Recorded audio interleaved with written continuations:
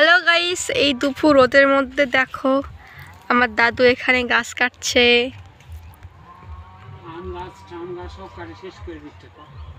হ্যাঁ, এত সুন্দর গাছটা কাটে ফেলছে আর সব গাছগুলো কাটে ফেলে দিবে।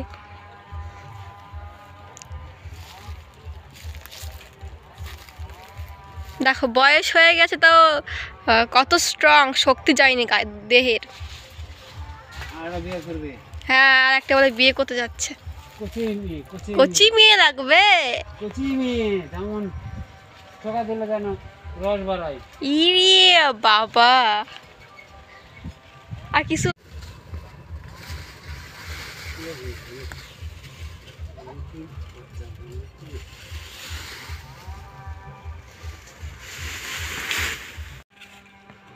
গাছ কাটে কি করবেন?